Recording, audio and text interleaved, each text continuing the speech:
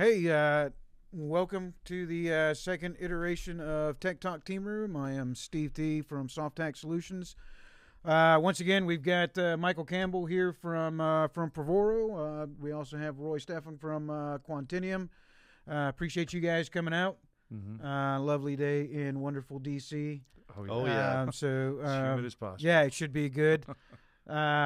Certainly a good follow-up from the first podcast, and for those that did not get that first version or did not get to see that, I mean, you can go on YouTube now and it's there. But Roy and Michael were on our first podcast with the topic of discussion with regards to mobile security and quantum solutions.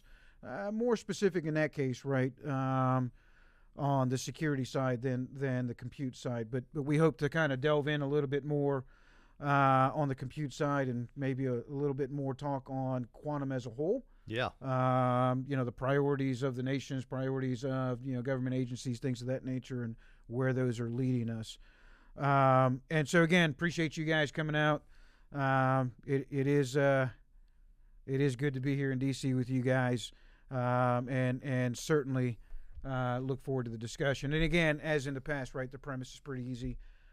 Tech Talk Team Room built on having discussions that no one ever hears, right? And having those discussions that happen in a team room after a briefing or otherwise. Again, most people don't realize that, within the last 3 decades, a lot of the innovation, a lot of the solutions that are put in place both on the battlefield and off, really those solutions came up in very small venues, team rooms, small offices, things of that nature. And those discussions are certainly different than you'll find in an open forum or in some kind of venue at a conference or otherwise. And so those are the discussions we want to bring forth. Those are the things that we want to talk about. So unscripted, raw, let it fly. I'm outnumbered and outmatched today. No nugs in the room but myself. And so sitting in between two brainiacs, which is why I separated you guys, one on either side. Certainly the dumbest guy in the room. And so I don't anticipate a lot of disagreements on this one because I don't have a nug to argue with, but definitely looking forward to it. First things first, let's talk about Soft Week, right? So Soft Week 2025, just finished that up in May. Yep. You guys were both there, right? First podcast led into that with those topics of discussion. Shout out to Stu Braden and the GSoft team. Just a phenomenal venue and a great job of getting all those folks together and providing those opportunities. I mean, it seems to get larger and better every year. I know our company, specifically, right, it was a benefit, a lot of engagements, a lot of discussions.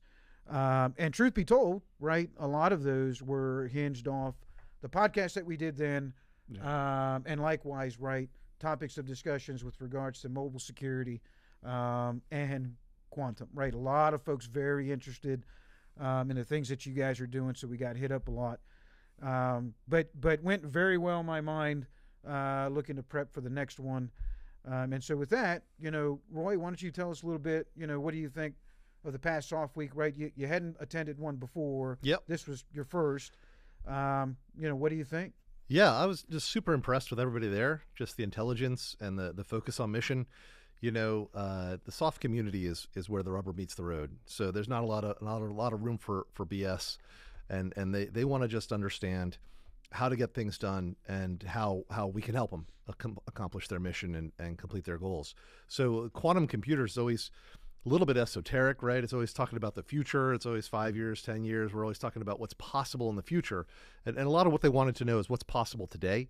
How can you bring things in and dial it in to help us address some of the threats that they're seeing, and really use the power of the quantum computer to help them be secure today. And we got a great reaction, and appreciate you having us there. It was really eye-opening for me to see that level of engagement.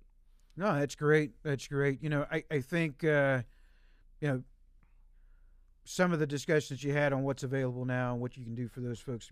I think some of the challenges, Michael, and I think you might be able to speak to this because we're kind of in the throes of getting after the things, getting after the things that Privoro has produced in the last, we've been together 4 years now. And so it's the resourcing, right? It's the funding, and where does it come from, and the type of funding. And I know that there are a lot of initiatives out there from top down on producing a certain amount, much like zero trust and things of that nature, a certain amount of money for quantum specifically.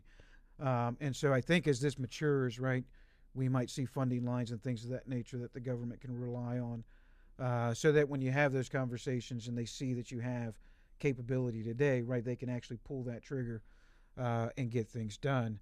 Michael, what was your take on SOFweek? You've been to a few of these now with us. I think this was probably the largest one. And maybe speak to a little bit of that here and now and the funding and things of that nature. Well, SOFweek, as always, is a collection of people that are coming together that have a interest in solving a problem quickly and effectively. And it's always a pleasure to get feedback. And SOFweek this year came on the heels of some very public releases on the use of mobile capability by senior leaders within the United States government. And, without digging into all the details, ultimately, why did that happen? They were all trying to do something quickly, which a mobile device is something that people use because it is fast, it's easy, etc. Whereas typically in the Defense Department, things that are similar in terms of capability have been produced and resourced over time, but they're slow and they're clunky, etc. And it's always this balancing act. So the SOF community, which again, it's always a privilege to speak with and meet with and be engaged by people that are saying, hey, look, what we have out there today is too slow. We need something that can move faster and give us more capability. So that was reinforced this year heavily, I think, just because it had been so fresh in the media and the press. And then coming out of that, it just makes us be more engaged in how can we even as fast as we've tried to move, continue to move faster, solve the problem more quickly. And I wanted to even quote this. I don't know if this was the right time, but SOFweek reinforced something, and this was just released recently. It says, for military personnel, the prevailing notion up to this point has been that mobile devices and the use of them anywhere in an area of conflict or risk, the typical risk management was not to use them, right? Yeah. Ban them. They cannot be used. But it's a little like teaching abstinence. Yeah, teaching abstinence. Yeah. That's actually a terrific way of putting it. It's failed over and over again right. for a long time. Yeah, so it's better to let's just accept that it's going to occur, and what can we do to manage the risk, right? And then how can you meet with or educate the resourcing arm to help make this happen more effectively, right? Anyway, that came out of this, and this little particular press piece that I was pulling up, which was just released, reinforced that even more. And this is based on current events around the world, military events around the world. Everyone is still carrying mobile, right? Regardless of the risk. Oh, and on top of that, just this morning, I was made aware of some people that are operating in an area of risk, and they came under, I would say a high degree of threat because of the phones that they were carrying, and they all acknowledged it. But guess what? They're a small organization that's well-trained. They were like, look, we're not giving up the phones. We just need to figure out a way to use them better, right? Yeah. And so that goes back to, maybe it's funding lines, maybe it's, the categories of and colors of money that are utilized and facilitate certain organizations. And I think, in a lot of cases what we've seen, right, you have your standard funding lines that the government utilizes, right? And when you end up with a platform requirement, whether it be a quantum requirement that they're still researching, trying to figure things out on mobility security, there either isn't a funding line or it's, categorically underfunded to support the efforts that they need. So for instance, everybody has a mobility line, right? I mean, but that's essentially to pay the service for, basically a dumb EUD, right? I mean, right. It's just an office phone. Yeah, that's all it is. Yeah. There's not a lot left after that payment, right, to support security, cloud management, things of that nature. And so, I would offer on the Privoro side, right, is one of the reasons I think that things have taken off so well, is that it does fall under the zero trust umbrella, where we know those funding lines are now coming to fruition, and people are getting after that, right? The only zero trust mobility device right now that we are aware of, and so it's one of those things that we can help those folks with, so they can use different types of funding to get after their requirements. Yeah, and that gets after. So a challenge has been that mobile devices, mobile capability, but just phones, EUDs, they've always been an add-on capability, right? So they were funded out of an ops dollars type thing, and they're added on as an accessory to other capability. I've not heard, and this continues to be a challenge that says, look, the smartphone, the EUD, is a warfighting platform for intelligence, command and control, collaboration, whatever, right? That is absolutely necessary and must be resourced. No one's ever said that to us. What they say is, oh man, those darn EUDs, I don't even know who pays for those. Man, where do we get the funding for those again? Oh, how many of those do we have? Damn, do we need those when we go places? That kind of conversation is more common than we would hope, right? Now, there are communities, smaller communities, that have more, I'd say, fast-moving type missions. They embrace it. They're like, yeah, we definitely have to make this capability work for us. But when we back off a layer or two, it becomes more complicated. Well, those smaller communities don't operate in programs of record like everyone else, with a lot bigger footprint and a whole lot more folks. And so, and it's, coincidentally, right, less funding. Yeah. And so programmatically, I would offer, and we probably need to annotate that as we move along, right? It's the language, and I think we had a discussion on that on our first podcast, right? It's the verbiage. Mm-hmm. As you mentioned, right? It's not an EUD to date, right? From a program perspective, is not considered a battlefield asset. That's right. Right. Yeah. It's not looked at as a weapon or otherwise. Took a long time on the C5 side for folks to understand and realize, right, that even classic computers today, right, whether it be RF, SHF, or networking, and those are weapons. And I think we've seen in the last 20 plus years, right, on how effective they are. I don't believe quantum has that issue, right? I just think it's new. Yeah. And I think people are trying to figure out what that is. But certainly on the mobility side, it's maybe something we can help out with, right? Doing these podcasts and having those conversations is having people understand, hey, this is truly a battlefield asset and should fall within under C5 parameters. That's right. And funding with it. And I've always thought too, like it's frustrating, as a communications expert responsible for all phases of war. As an organization sits in its garrison or training environment, there's a demand for a mobile device, right? It's typically been fulfilled by personal devices, regardless. Now, there is a tiny little augment there, maybe with some issued devices. But then as soon as you get ready to go somewhere, you're moving, you're going to go to the staging or port, airport, seaport, whatever, both. Again, there's a demand for a mobile device. What is being used to fulfill that? It's usually a personal device again. And then when you finally arrive in the theater of operations and you're getting all your stuff from the airport or the seaport or whatever, again, there's demand for a mobile capability. How is it fulfilled? And this is when it starts to become risky. Did they bring their personal devices? Probably not in some respects. Is there enough military capability? Usually not. So what are they doing? They're augmenting locally. They're acquiring locally. This is not actually discussed among the leadership. They're like, oh, no, I'm issuing you military capability, military mobile comms capabilities. They're never sufficient to fulfill the intelligence, logistics, collaboration, and command and control needs. And they're augmented with, in this case, either their personal devices brought forward and or locally resourced devices, right? There's a huge risk to all this. If we just accept it, well, and then if I keep going with all this, the demand never really goes down. It just continues to go up as you go full circle.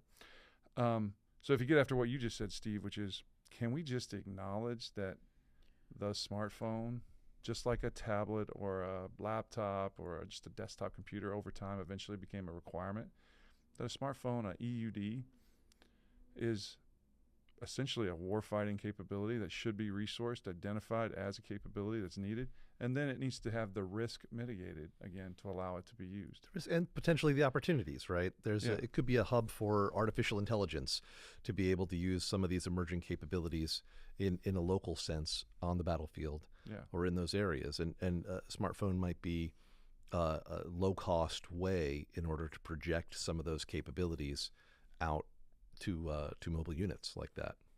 Yeah, well, that's another point. Like, if it's not going to be a smartphone, what are you going to say that the Department of Defense is going to build its own mobile compute platform and keep it current and be able to afford deploying it to everyone that needs it when they could just buy the $1 trillion of mobile capability investment that has already occurred? They can just tap into it, which is then the cost per user has been decreased because of mass deployments that have already occurred in the commercial space. And then just mitigate the risk, right? Mitigate the risk. Well, I think in some cases, right, when you talk about senior leaders in certain environments, especially, right, the language, the verbiage, the stories, and probably delve into those a little bit here, in a little bit here, but with some specifics, right, things that are happening today with regards to the risks involved. Hard to kind of get people to hop over that line because the metrics are so hard to provide, right? It's easy to convince somebody, seeing is believing, having hardened metrics and things of that nature that show savings. And those things, quite often take a lot of people, a lot of work, and a lot of time.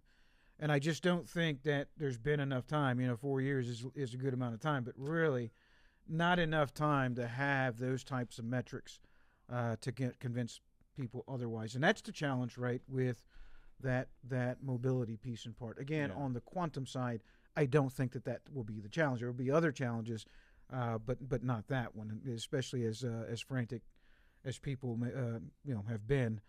But having said all that, right? I think Soft Week was in May. Yes. We're now in July. Obviously, there's some things that you're highlighting now, Michael, since Soft Week occurred on what's going on in the mobile world, and again, right, kind of highlighting the fact that some changes need to be made, whether it be DoD or commercial or otherwise. But on your side, Roy, what's happened since May, right? Where are we at with the quantum research, the fight? What things are going on right now that kind of keep you up at night? So tell us a little bit about that. So we've, in the quantum side, particularly around quantum security, right? We've seen a big leap forward in the last few months around people embracing the new NIST algorithms. Right back in the fall, NIST came out with some new post-quantum cryptography algorithms, which are actually run on your classical computer. Right? These are not something that came from a quantum computer. The reason they're called a quantum algorithm is because they help protect you against some of the quantum threats that are emerging right now.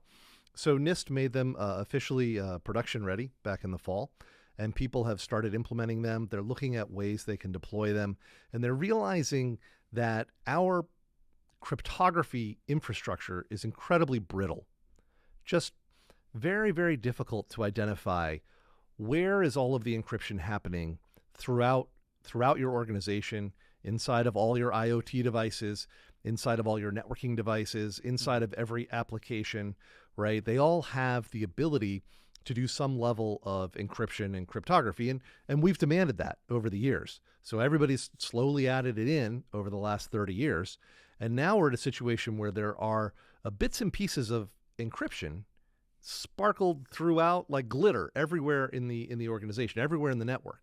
And being able to identify where are all of those cryptographic assets is incredibly difficult, right? Because it's embedded inside of devices, it's embedded inside of applications, and it becomes a configuration management, becomes an asset tracking nightmare to discover where is all the cryptography, because all of that cryptography needs to be updated now. And so what we're doing is not just looking at it from a perspective of let's go in and swap out this algorithm for that algorithm. That's what we did 20 years ago when we went from triple DES to AES, right? We've done this in the past, but we left behind still that brittle infrastructure. So what people are looking to do now is something called crypto agility.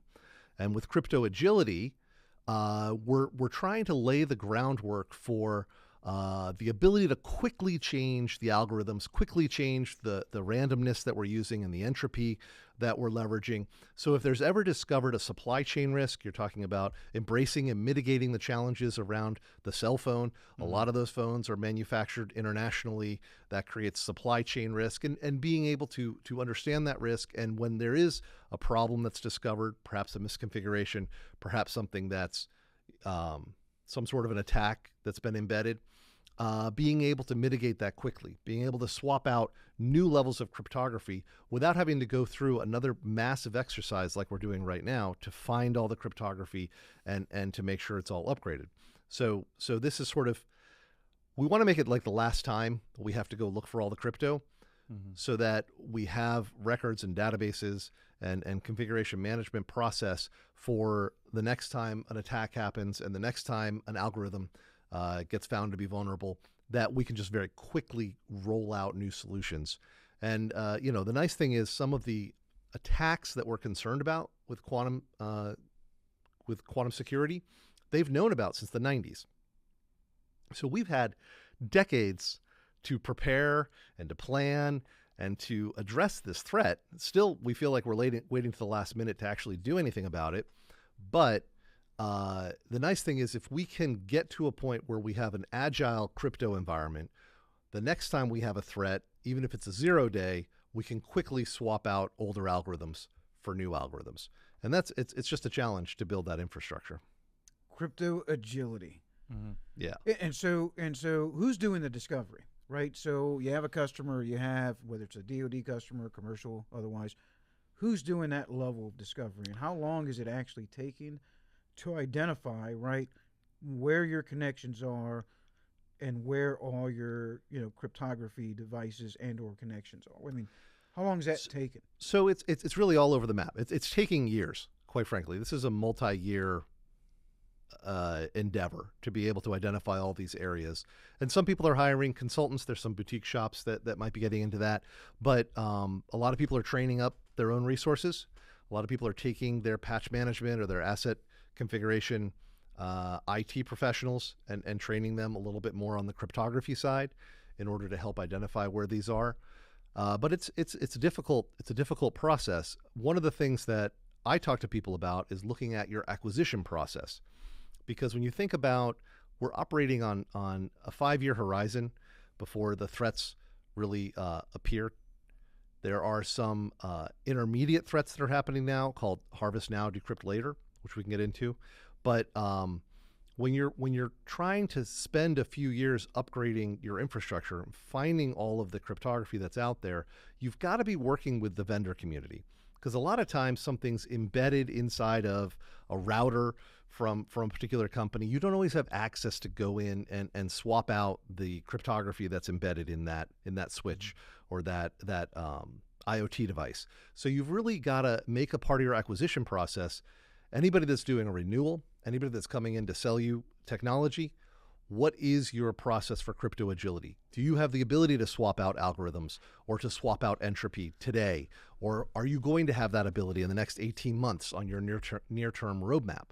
So it becomes really, you have to look at it from almost like a flow perspective, because it's not just a one-time run a scan and you're done. And so this is probably something to kind of peel back a bit, right? At the cusp of TechNet Augusta, right? TechNet Augusta, obviously in Augusta, Georgia, this year, 18 to 21 August. Again, you guys will, we're working to be together on that one again. And Michael, we'll figure some things out. But certainly a different community, great community, a little bit different than the Soft community and Soft Week. But the venue is great, good people out there. And I bring that up, right, as we're in July, next month is TechNet Augusta. A lot of the challenges that we have, right? If I put my green suit back on, people would come in all the time and said, I've got this great piece and part. Like, that's awesome. All right. How much does it cost? Well, it costs too much. Okay. Well, how do we? Well, we don't do it, right? We'll give you the technology or the capability. Maybe it's the software. We'll sell you the licenses. We don't train anybody. We don't actually install it. And quite frankly, we don't come up with any type of pipeline process on how to get you from A to Z. Yeah. And right off the bat, right, and you look at that, whether it's a big organization, small organization, most folks been doing the same thing for the last 20 and 30 years. Classic compute, type 1 encryption. AES has been around for quite some time. A lot of the OEMs and things of that nature have their own embedded security in there, which is, was part of the good deal back then. So when you start looking at discovery, right, when you talk about first things first, and you're having these conversations with a would-be customer, let's just talk about your average G6, J6 individual that doesn't have the realistic idea of how to get things done, right? And so how to separate the efforts with regards to, establishing a quantum compute environment, and then even prior to that, preparing for a quantum secure, network with the capabilities that exist today. So when you talk about that, right, I mean, again, dumbest guy in the room, someone says, hey, yeah, we're going to run all these tests. Okay, what do we do? How do we do it? How long does it take? How much does it cost? And what do I see at the end, right? Those are the baseline questions that your average green suiter is going to ask, so that they can gather the funding, understand the resources required, understand the timeline that it's associated with, and the type access, right? And that's a big one. When you talk about, especially in the soft community, right? They don't like people just jumping into their networks. They don't like people coming in. They don't just open a door and say, yeah, just, run discovery on my network. They don't like that, right? And so, having that dialogue and being transparent and open on what it's actually going to take and the access that's required on a day-to-day basis, that goes a long way, right? These are the conversations that we don't normally have between a vendor and the government, right? And that's why the government is always finding things out 6 months later, like, well, and it happens, right? I've been on that side of it. Maybe not something we can, just dive into all today, but certainly something we can prepare for, to have those, those type of discussions with folks at TechNet, right? That might be something they'd be interested in. Sure. To have a better understanding. And there's small things you can do today, and there are things you can do in parallel, right? So at the same time you're doing discovery, you can also be talking to your vendors about their roadmap and writing requirements into your acquisition process. And you can also be identifying perhaps crown jewel use cases, which is your most sensitive data, for being able to go out and use that as a proof of concept, right? Around this particular bit of data, how do we lock down and secure that information? Because that's the most sensitive thing that people might be trying to harvest right now that would still be valuable maybe 3 to 5 years in the future, right? Well, and we recognize this with hardware. So with Privoro's EUD hardware-based mitigation approach, there were a couple use cases that specifically addressed the use of mobile devices, either from a signature management perspective and/or the ability to carry them in and out of classified work environments. But the big pushback was exactly what you just described. Was somebody who's like, yeah, I really do recognize that's a problem, but man, I don't know how to solve this problem. There's no clear policy. There's no clear solution architecture. I don't even know what step one is. Yeah. So I'm hesitant, right? As a government person. Well, and the bigness of it will overwhelm you if you let it. It does. Yeah. So we partnered with, or worked with, I guess, a think tank, or basically an independent organization whose job it is to help government identify a problem and then address it via some analysis and working groups and working sessions, where they look at the policies, they maybe aggregate the requirement in the use cases, they apply the policies as they should be applied to that particular environment, and create like a how-to guide. And this isn't quick, right? So we spent essentially a year working with the organization to get a how-to guide established. And then now organizations are using the how-to guide and are deploying the solution And then they're stepping up going, hey, I'm already doing this. They've raised their hands. And this just happened. I think we talked about this briefly. This just happened where they came on and did a similar session to this. This is government, by the way. How hard is that to get to do? Yeah. They came on, government leaders, CIO, deputy CIO, head of security, etc. And they said, hey, look, we're going to deploy mobile capability in our classified work environments. And let's tell you why. And let's tell you what got us to the point where we're doing it. And then let's tell you the benefits, right? And that just occurred in the last month, right? Years of work getting to the point where we got them all to sit down and talk about it. So I think the next step would be how do we further mitigate the risk, right? Because maybe this would be leading into a question for you is, how will Privoro and Quantinuum further reduce the risk in the deployment of mobile capability? We've since Soft Week, we have worked on the strategy of how that's going to occur. We as Privoro have hardware that mitigates the camera, the microphone, and the radios. But there is a management aspect to it, and in some cases a monitoring aspect to it, to certain flavors of the capability, that a lot of people raise their hand and go, hey, that's very risky, right? They either say, oh, we must manage that ourselves in an on-premise type environment, which does not work great for a mobile capability, which will be deployed potentially globally. Yeah. So how do I embrace a cloud-based secure model, and how do I de-risk it? And that's where we all came together with your help.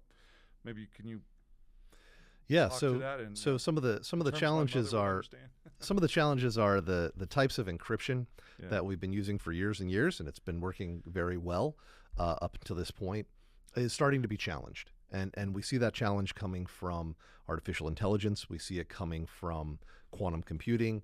We can see the algorithms that are going to be used to bring down RSA and elliptical curve, which are some of the basic key exchange mechanisms that everything is using, right? So this is not a Privoro thing. This is an all IT devices on the planet kind of a challenge that everybody's having.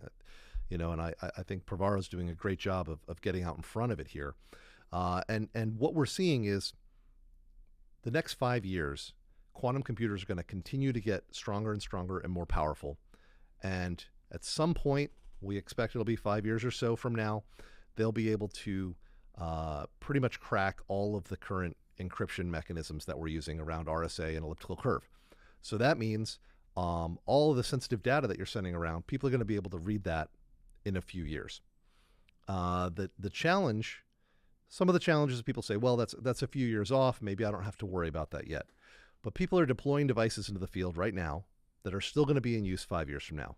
That's the first point I like to make. Mm-hmm. The second point is people are capturing your communications because they know they're going to be able to decrypt them in a few years. And this is nation states. This is well-heeled hackers. So they're launching what's called harvest now, decrypt later attacks. And what that means is first they harvest your information. They collect a whole bunch of sensitive communications, which may be encrypted today in a level of security that is fairly secure today.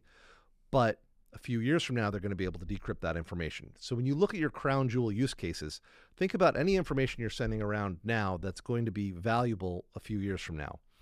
And then the other aspect of it is once they start harvesting this information, now they're sitting on large databases of encrypted communications, just waiting. And that takes time, right? It takes time. It takes money to store all that information. This is sensitive information that those people would like to have access to immediately. Mm-hmm. So they start looking at this encrypted information and they say, well, what else can we do? Let's run some classical attacks against this large batch of data that we've got right now. So what we're seeing is harvest now, decrypt later is turning into harvest attacks where they're running successful key attacks. They're running successful attacks on key strength and randomness and entropy, because those areas also have some challenges and some weaknesses. There was a recent study by Keyfactor, which is a major vendor in the PKI area, which came out earlier this year and said 18% of all the certificates, all the RSA keys in the world have a high level of bias, which makes them easier to attack than people are assuming. So we are surrounded by keys that were generated using entropy and randomness that was not as secure as we thought, because we didn't have good ways to check it. We didn't have any good ways to prove the level of entropy. And that's really what we focus on Quantinuum. I know we haven't talked much about what we do, but through the use of the quantum computer, we're able to bring provability to the level of randomness and entropy that are used to generate keys, and that makes them provably strong. So yeah, that's when we go back to the transparency piece, right? For those folks who don't know, or maybe they're not a tech person or a communications person and don't know about security certificates, when you mention, right, some of the vulnerabilities that have been realized based on the keys that were out there, it's probably best, right, you associate those or that level of security with, okay, what is that securing today? Sure. What is it, a bank? Is it your phone? What? Yeah, this is basically SSL transactions, right? The little lock in your browser that tells you that you're having secure communications with your bank. That's using behind the scenes usually RSA or elliptical curve certificates and algorithms. So this is very, very basic encryption that people are using day in and day out. So what about cars, your vehicles that are all networked now? Yeah. I mean, cars are using the same thing. Yeah, absolutely. And so we go back to, right, and I'll use, former podcast we had, Touchstone Futures, Paul Gross in there. And a lot of the things that he was hitting on then, I've been thinking about it since then, and have run into a couple of occasions in some planning with some other folks. Whether it's the discovery piece, whether it's understanding what needs to happen first things first, or the way implementation. Mm-hmm. Who's going to do it? Right? I mean, where do you get?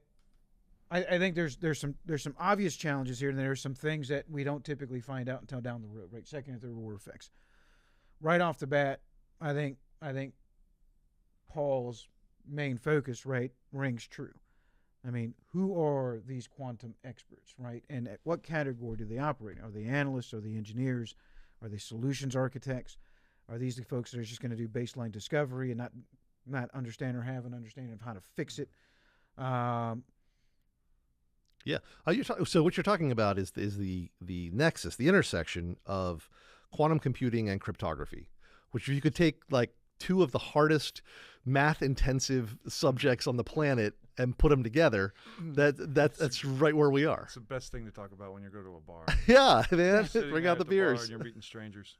Well, maybe, and this is the way makes it simple for me is, so Privoro encrypts our cloud-based communication, right? But we're using variations of and as hardened as possible versions of what you just described as something that will be breakable in the future, if not soon.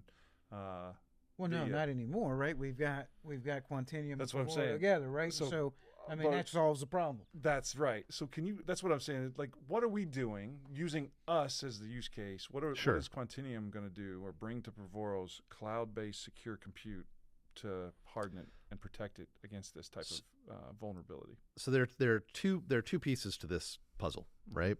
And one is the keys and the strength of your keys, and the other one is the algorithms and the types of mathematical algorithms that you're using and what they're vulnerable to and what can be affected there. So as I was saying earlier, back in the fall, NIST released new algorithms.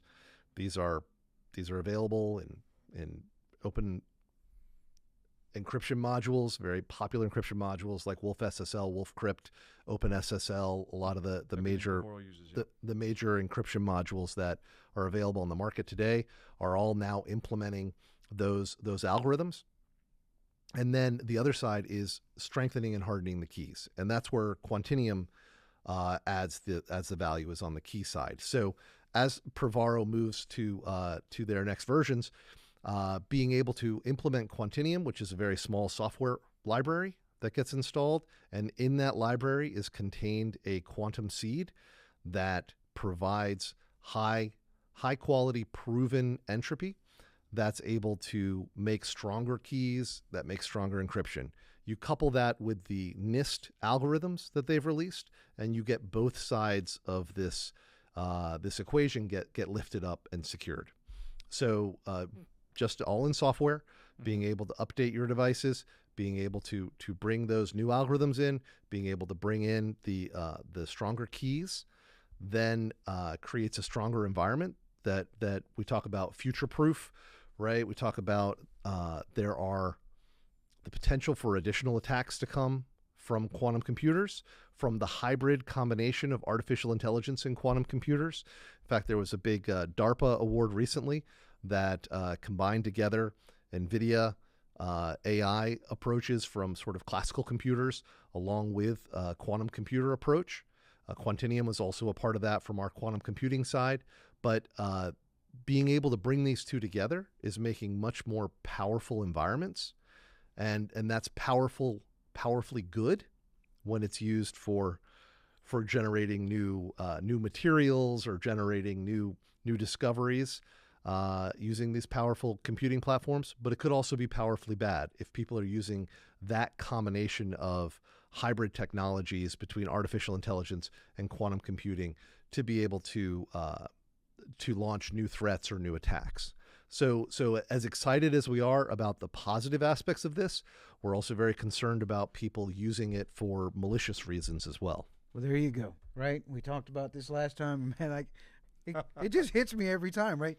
If we knew then what we know now, would you still be making the same decisions? And it seems like we already have an understanding, right, that there is the possibility of really bad, right? In the things that we are pushing to prep for, things that we are pushing to get in place, and we know that bad is coming with the good, and we're saying, hey, let's keep doing it. And so I'm kind of hung up on that. And my concern right now, and I bring it down to the nug level, and I appreciate it, Roy, because again, that's been a huge team effort between Privoro and Quantinuum. For those folks out there who have not done the research on either company and what we're doing together as a team. Take a look at that, right? You're talking about preparing for the future, utilizing quantum solutions cryptography on this side, the quantum C that Roy had mentioned through Quantinuum, and strengthening that's already secured mobile device and the management links that come with Privoro, which are already on the ground within DoD and proliferating, right? And so if you haven't taken a look, you should take a look at those. Come talk to us at TechNet Augusta. Love to have you guys over and have a discussion. But those are big, right? And again, having that understanding that bad comes with good. I'm really not okay with that. But well, but you also look internationally, right? Other countries. You look at China. You look at other people that are developing these technologies as well. So we can't just put our head in the sand and say, well, yeah, we are concerned with the bad, so therefore we're not going to develop the good. You've got to be knowledgeable of it. There's got to be some governance, right? There's got to be left and right limits. I think you had mentioned it before, right? Especially with regards to mobility. And there's really not a whole lot of policies out there outside of, hey, don't bring them in the building. Right. You can't bring them in skiffs. And so there's really not a lot of governance out there that you're not gonna do away with the bad, but there's certain levels of enforcement, right, which mitigates the use of the bad capability. I go back to again, nug level transparency, and as I put my G6R major hat on, right, what am I thinking of? Okay, we've been saying 5 years now. For how long? 5 years, man. Somebody's gonna have a quantum compute solution. 5 years, we got to prep. And when we speak in matter of time, right, especially on the DoD side, right, it takes so long programmatically to get anything done. But in terms of time, today, you ask anybody on the street, hey, it's middle of the year, it's July, well, that's great. You talk to a DoD person, it's fourth quarter, right. Right, you don't necessarily get things net new in fourth quarter. The mix are shutting down mid-August. Right, it's hard to get anything on contract. And so essentially from a DoD perspective, right, timeline-wise, because the money is tied to the capability. Mm-hmm. So from a timeline perspective, right, when you look at it, let's say it is 5 years. I think it's probably closer to 4. Well, but okay. There are attacks happening now. The harvest attacks are happening right now. My point exactly, right? No. So let's say you're an organization, and I'll use both capabilities as an example, we know that, and obviously we have customers together, right? We have folks that have leveraged the secure mobility and are leveraging that quantum, here in the very near future, that quantum secured management league capability. And so we have folks out there in very small numbers, but nonetheless are out there that are now prepared for what's happening in the next 4 years. Yeah. And it's taken 3 to 4 years just to get them where they're at today. Right. Okay. And so for everyone else that this would be net new, right? For everyone else who has maybe just scratched the surface, whether it be secure mobility, but especially on the quantum secured side, right? So first and foremost, time. Well, we say 5 years, but we're in fourth quarter, right? So if you're a DoD person, you're already looking at 26, 20. 27, Well, 28. I mean that's reality. Right. I mean, POM is all the way out to 29. Right. And you're buying stuff on a 3-4 year contract now. Well, not only that, right? But Yeah. but now your time is really less than, right? It's really 4 years, because again, right? You got to have money to purchase the capability. You have to have money to hire the folks to install or integrate that capability. Well, we know that we're already behind, right? Because 25 shutting down, getting into the fiscal year of 26. Well, what's established as a quantum professional? Even on the security side for mobility, right? I mean, how many of those subject matter experts exist? And if they do, where do you find them, right? And so now you've got to develop essentially, right, a requirement of the type individual you may need on either side of things, but especially on the quantum side. Establish what that job description looks for, right? Whatever recruiting apparatus you utilize, DoD or commercial otherwise, right? Then bring those folks in. Chances are, right, there are not a lot of those that exist, even if you could identify what your requirements were, right? It would take you a better part of a year to establish what those people look like, at least what you think they look like, and take you another half of the year, right, finding the right people to come in and do it. So now you're another year behind. Yeah. Right? And so when we talk about true translation of what things actually mean, you've already mentioned it. I'd like to kind of dig in on both sides on where you guys are actually seeing the attacks. Most people would go back to, and you'd mentioned like large data centers and databases and, Harvest Now, Decrypt Later. They're pulling from cells, right? They're pulling from folks that are walking around day to day. They're walking around, whether it's a DoD operation or your family member walking up and down the street with banking info. I mean, they are pulling this information on a day-to-day basis from all sides, to include mobility. And so I would offer that again, a bit dangerous, makes me extremely uncomfortable with the fact that 5 years to most people would seem like, well, we've got time to figure this out.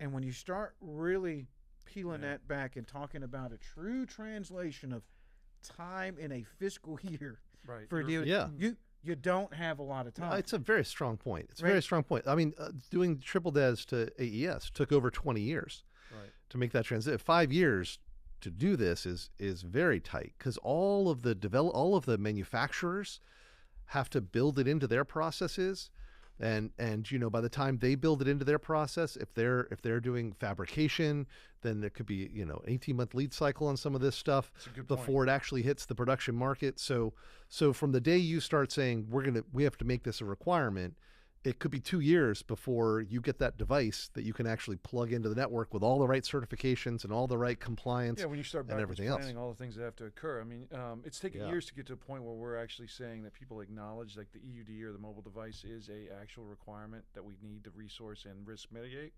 And that's just with the top tier organizations that absolutely have high demand.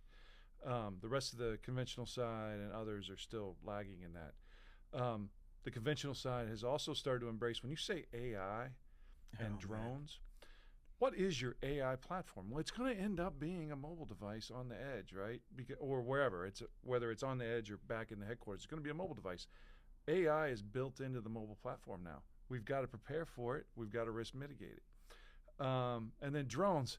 I was at the outbrief for the conventional, the Army Marine Corps conventional sides, battlefield experiment. How many with robots drones. did you see? Oh, it's the freaking 90% of the stuff going on there is a drone, right? Yeah. There were force-on-force engagements simulated, right? Occurring where the actual combatants never see each other. Everything was being done via the drone, right? So the U.S. military is currently not engaged in I would say, a current fight. They're watching, and they're starting to realize, oh, guess what? Edge-based compute with artificial intelligence and drones are the future. And what is going to be the platforms that they have to build on, and then how are they going to mitigate them? Which goes full circle back to your point, which is if we just acknowledge that's the future, and it takes years to harden it, recognize it, put policy in place, and resource. Again, right, and I would offer that's just another layer. That's just another layer of what's to come. I think we do poorly, I was probably the worst at it, right? I mean, you can see the future. You can establish in your mind or, in documentation on what the requirements may be down the road. But again, that translation of time, right, is just, it's just different. Mm-hmm. And people don't think in those terms, right? I'm trying to highlight this specifically for those folks that are out there. Hopefully we had some pretty good showing on the first podcast. Hopefully there's a lot out there. I want people to realize and understand there's not a lot of time to get after this stuff, right? Things are happening so quickly. And there's capabilities that exist today. What are first things first? Mm-hmm. We understand that eventually there'll be robots in your house cleaning it up for you and all that other great stuff. And that's happening sooner than we thought, right? But I just saw a robot lawnmower. It was amazing. Yeah, there was a robot that made me coffee in the airport. It's on. Yeah, okay. Runs 24/7. Yeah. Look, there are things that are spinning blades of death. Yes. Things today that are capable of being implemented, right? What are the first things first, right? What can we do today to prepare ourselves for the near future? I don't even want to call it the future. And if you look at, if you peel that back and you open up that aperture on what time looks like on a fiscal year basis, right? Case in point, we just talked, we're in fourth quarter. Well, nothing that news happening here within the next 30 days, right? After that, you're shut down. Well, guess what happens, in October when the first quarter comes out, what happens? You're in a CR, right? And you're in a CR, continued resolution, right? You're in a CR until, almost the end of first quarter if you're lucky. Right. Yeah. So the government can't do anything net new. It's keep the lights June. on, right? Things of that nature might branch out here and there, but nothing net new until maybe the second quarter if they're lucky through incremental funding or otherwise, where those PROC dollars are realized. And so now once again you're in the middle of the 26th calendar year. That's right. And getting ready to go into fiscal year 20. There's not a lot of time to figure things out. Start to think about doing it then. Like if you're not even starting until then. If you don't have your requirements already established today, is what I guess is that's what I'm saying. Yeah. If you don't know that this is where we need to go down the road, whether quantum or mobility security, you're utilizing quantum. From a people, from a training, from a vendor, manufacturer perspective. If you're not already lined up going that direction, then as you said before, right, there's going to be a huge problem, and it could be catastrophic, right, for a lot of those folks who haven't prepared themselves. Likewise, right, again, we figure it out the hard way. When you're ahead of it, or at least preparing to go down that road, it's most cost effective, right? Because the sky hasn't fallen just yet. Well, when the sky falls, what happens? Everybody, the supply and demand, right? That just goes through the roof. What you could acquire today, programmatically or not, is probably going to be 5 times cheaper today than it will be when that catastrophic event actually happens. And that's right. You would think that people are seeing this, and I don't see people worried about these things like I am, right? And maybe that's just me. You just mentioned AI, right? And Roy, you mentioned on a couple of occasions. I mean, the things that I've read up to date, right? I go back to if we knew then what we know now, would we make the same decisions, right? And in some of the research that I've done, I can't verify that it's true or not, but the anticipation is that within 18 months, calendar, no fiscal years, in 18 months, lower-ended jobs, right, will have been consumed by some sort of AI device and or algorithm, Well, okay. Well, what do you do with the workers? You know, how do they get compensated? What do they do? I mean, what do you do then? Yeah. And where does it go from there? And again, right? I think that when people say a year out, 18 months out, 24 months, 5 years out, I mean, that's just way down the road. I've got to kind of focus on today. But I'm telling you that time is going by quick, and there's not a lot of time to prepare. From the AI perspective, though, I mean, we've seen this. We've seen this for 200 years, right? John Henry with the sledgehammer versus the machine, right? This is the same discussion that we're still having today. There used to be rooms of people who were called... those machines aren't attacking people, man, right? They're not learning, right, what they like and don't like. I mean, it's a little bit... I get what you're saying. There were rooms of people whose job title was calculator. The turn of the last century, right? No, I get it. Yeah. That was like on their business card. I am a calculator. People hand me math equations, and I figure them out and hand them back.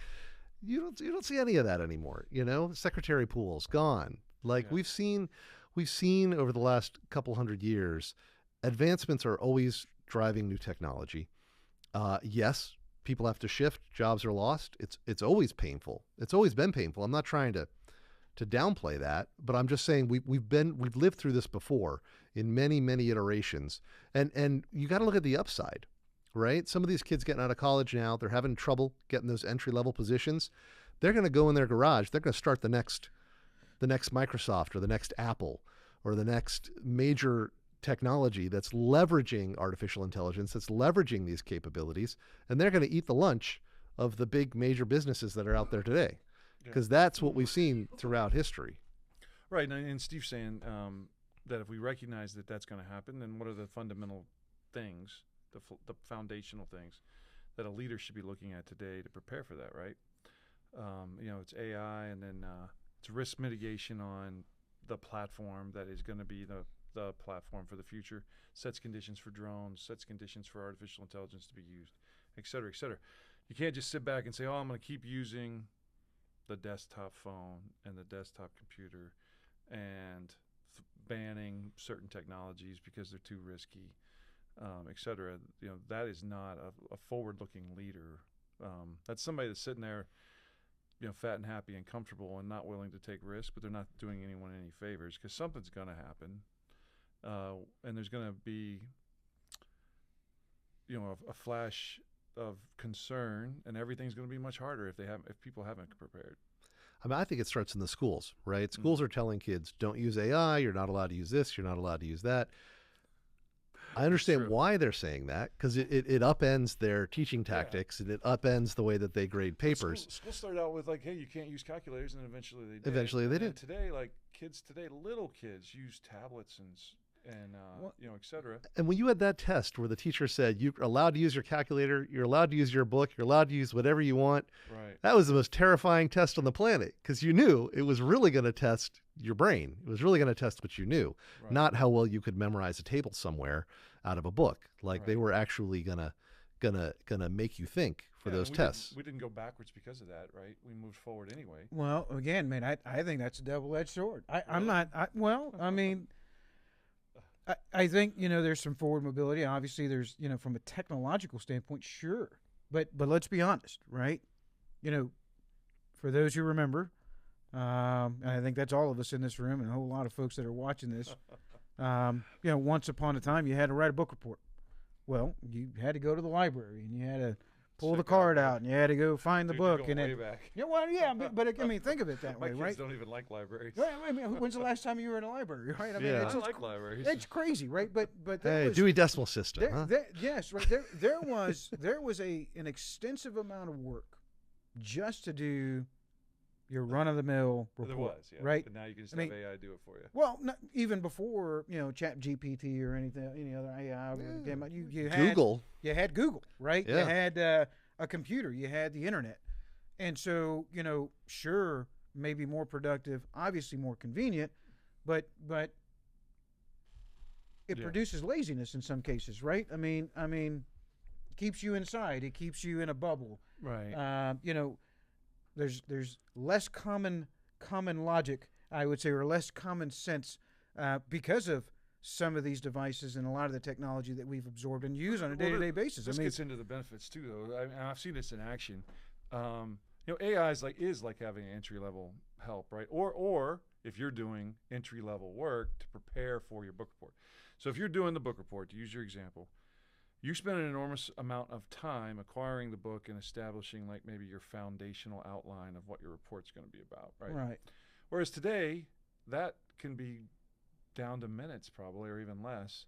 So now the thought goes into true analysis and understanding, and maybe moving it to another level, using that thing that you've got, which has tons of experience and possibly unique perspectives that the AI can't bring, right?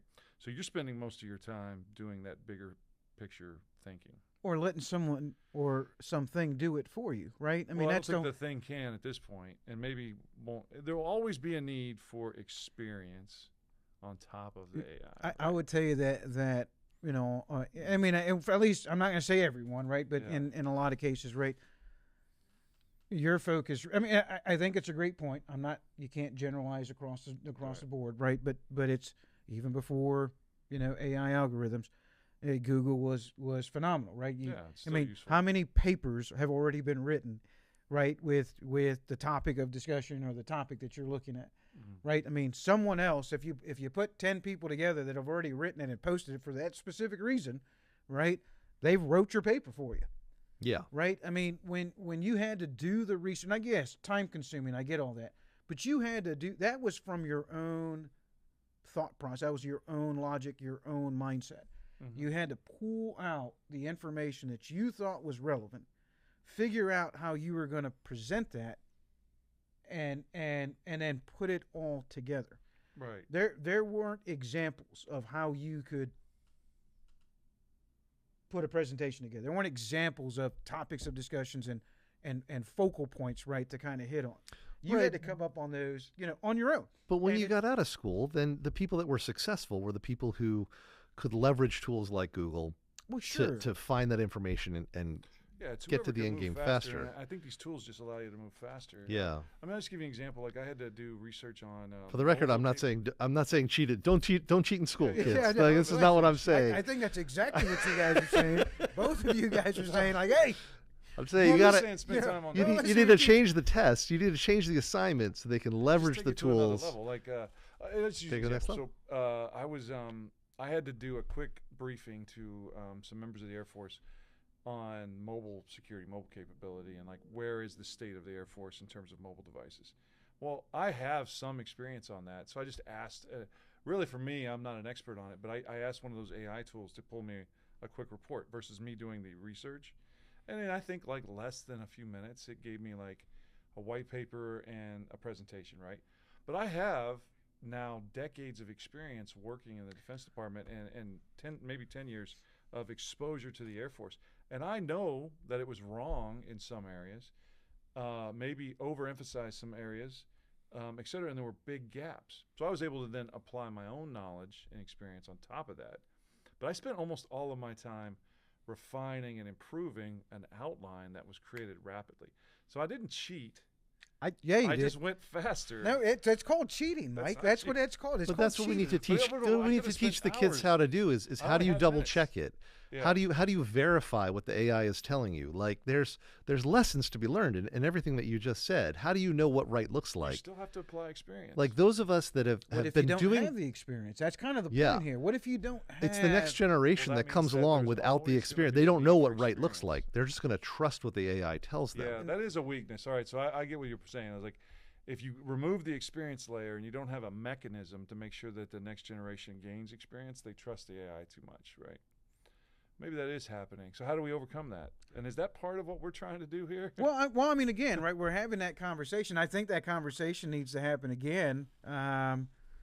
We kind of delved into some things that we had spoke on last time, which was the intent. But as we start getting into, because again, it's all connected, right? Yeah. Whether that's compute, whether it's a hybrid solution that we probably need to start off with. Whether that's security, whether that's mobility, I mean, they're all connected, right? So and you look at these AI algorithms that exist out there and what people are doing with them day to day, whether it's governmental, whatever. I mean, we need to continue having this conversation because, again, this discussion alone shows you that Mike cheats. That's one. Right.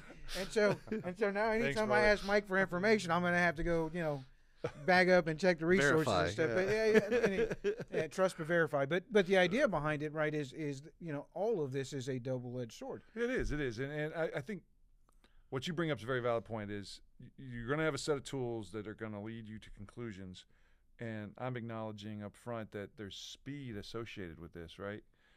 But you have to overlay it with experience, and what's the gap? How do you double check? How do you double check, right? Trust but verify an AI's developed conclusion. The other option, which you said, which was don't cheat, do it yourself. Well, that's kind of gets full circle back to the mobile capability. Like, are we just going to ban it, right? Or is it going to happen anyway? Well, again, right, I think we do so poorly at what could be considered preparation. Yeah, that's a better way of approaching it. I think that, especially on the DoD side, I'm to blame, right? I was part of the problem for the longest time, right? It's understanding and establishing that requirement far enough in advance to establish a process, right? It's a tiered or layered process with first things first in mind. Establishes a life cycle program, right, that ties it into funding. Right. I don't want to get into JTAs and CPDs and all that crazy stuff. Right. But all those things, right, are impacted and by true requirements that tie into money. Right. Right. I had a boss at one point in time. Shout out to Shaw Pick, one of the best guys. I mean, I love that guy. I miss him. He had this reference and used it quite often. And it was pretty funny, but at the same time true. Yeah. And a lot of times you'd have great ideas, right? And that's really what they were, ideas and things that we have talked on before. And so often in the DoD there are a lot of great ideas. And so he would typically mention in a large forum, like, if you bring me idea with no funding tied to it or plan, not worth anything. It's really just philosophy, isn't it? Yeah. And then he'd kind of look around and go, well, I don't own a toga. Right. And so it really is true, right? The idea behind it is, how do we get in front? How do we establish hardened requirements? How do we tie it to our funding lines, and what programmatics can we put in place? And then how do we start training those folks or leveraging those folks who are trained to get the implementation done? These discussions I think we need to have more of, so that we help, right, our brothers and sisters within the DoD and those folks even in the commercial world on how do we get where we need to get, right, and do it efficiently and effectively and have the money to sustain it, right? Because that's the other thing. And however much time you have less time than you think. Yeah, there is no time. There should be a sense of urgency to this because it's going to be a requirement.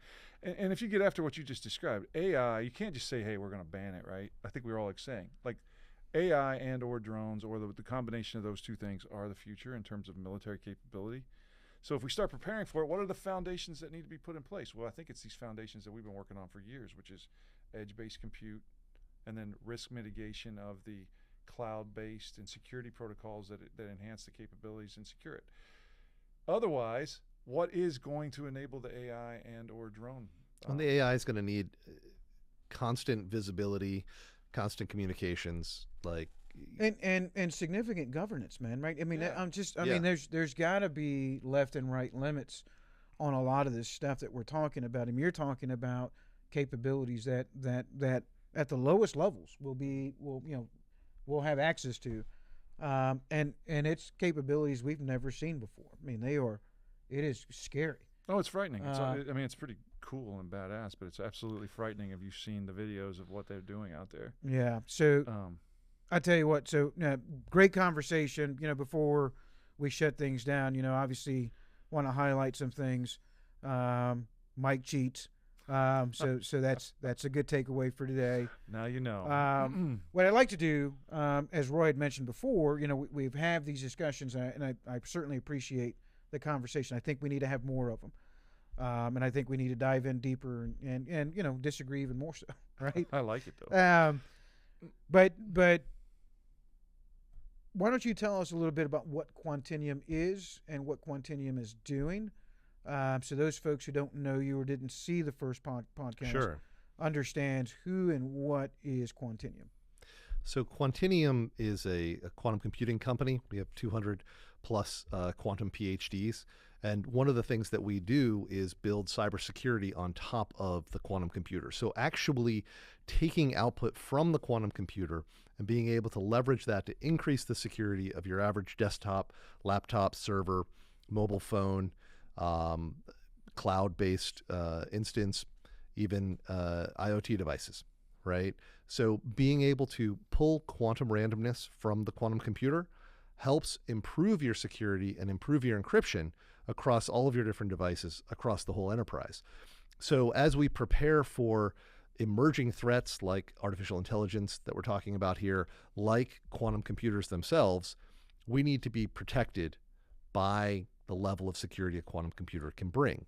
So although these emerging threats are coming out of the woodwork, we need to leverage all of these technologies to increase our security and protect ourselves as well.